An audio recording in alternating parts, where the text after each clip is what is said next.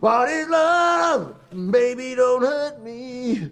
Don't hurt me no more. Welcome back, folks. My name is Will with Ratings Game Music, and with the release of Fantastic Four: First Steps, Marvel's first family is finally coming into the MCU proper.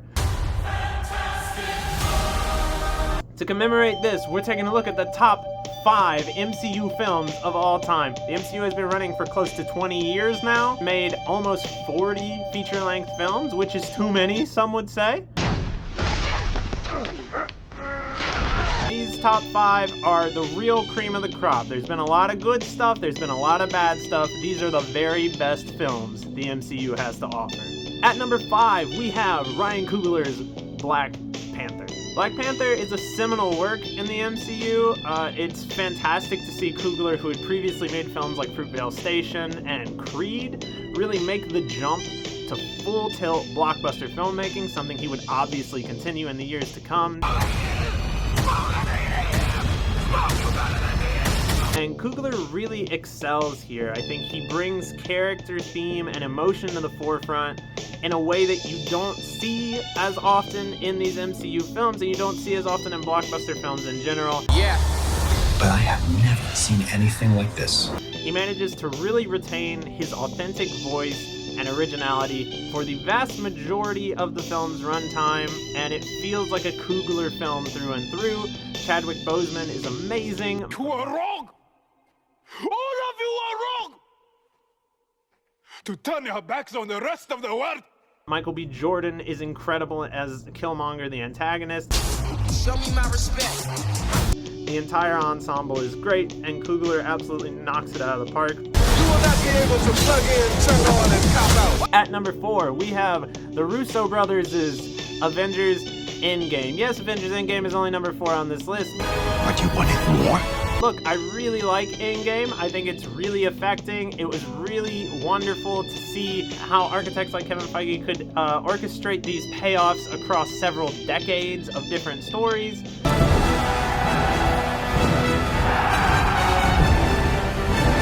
It's an immensely satisfying film. Having said that, I do have minor gripes with it here and there, such as the fact that Thanos isn't actually the Thanos that knows all these characters. I don't even know who you are. Really great swan song for those OG Avengers. Assemble. Great action, and just a really good time at the movies. Avengers Endgame is solid stuff. At number 3, we have another Russo brothers film. That's right, folks, before they were out of the MCU and exclusively making dog shit for a decade,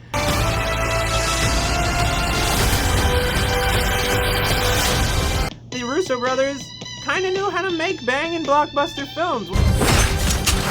We'll see if they get it back now that they're back for the next round of Avengers movies. But number 3 is their film, Captain America: Civil War.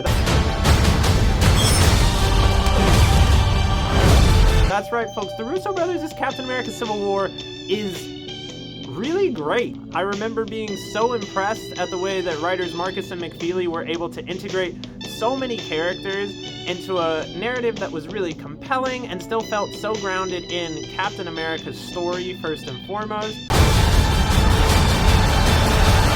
The way that it all boils down to this highly emotional conflict between Cap, Iron Man, and Bucky really works. Final warning.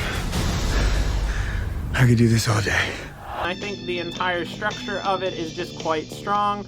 I wish that that kind of integrity could have been maintained going into Infinity War, but Civil War is a really strong film, and again, a testament to the ways in which the Marvel method can really work. On the roof!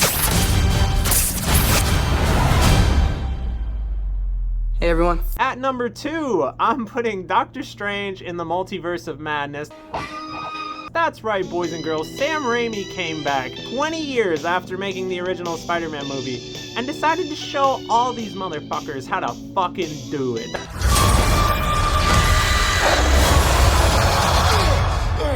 Doctor Strange in the Multiverse of Madness is one of the most batshit insane things that has happened in the MCU.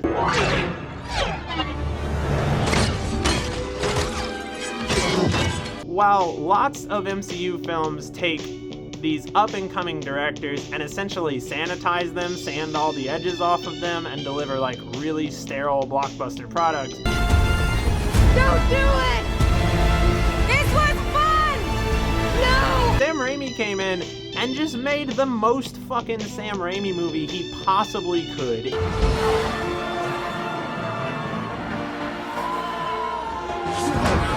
It's just non-stop set pieces and gonzo filmmaking at every turn. There's evil witches, there's Dutch angles, there's cameras flying all over the place like it's Evil Dead. I really love Doctor Strange in the Multiverse of Madness.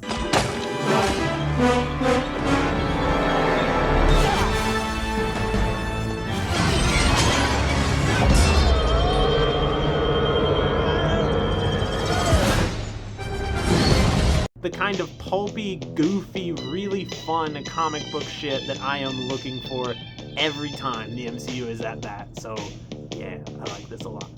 And the number one MCU film is Any minute. James Gunn's Guardians of the Galaxy Volume 2. Well, that's intense. I like the first Guardians of the Galaxy just fine, but it does feel a little bit like Gunn struggling within the Marvel system. He's not able to 1000% be himself just yet. He is kind of trying to hit certain beats. It's a strong film, but it's not a great film. I think Guardians of the Galaxy Volume 2 is Gunn fully coming into his own as a filmmaker at this level, and the result is stupendous. Yeah. Jealousy.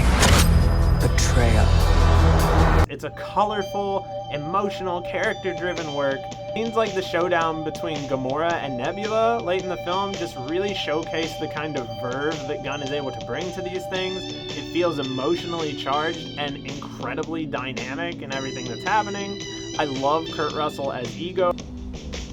I'm your dad. I think it's among the most impactful antagonists that the MCU has ever had, and he's great in the role. Even Chris Pratt is really wonderful here. I think Gunn really brings something out of Pratt that is quite strong, and this is maybe the best he's ever been. Just a really strong film overall, and I think that the emotions and themes of this, they soar over the heads of so much of what the MCU has been capable of up to this point. Gunn is really able to bring something almost transcendent.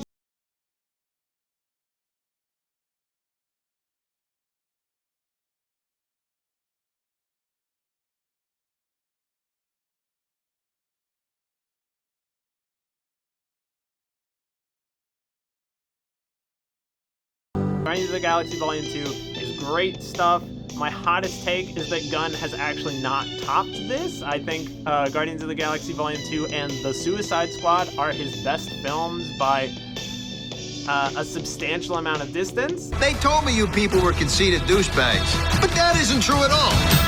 Anyway, folks, those are the top 5 MCU films. Hey, love, baby, don't hurt me. If you agree, comment below. If you disagree, comment below. Be sure to like, share, subscribe. I really appreciate it, folks. Head over to ratingsgamemusic.com for more if you feel like it. Have a wonderful rest of your day. Hey, love, baby, don't hurt me.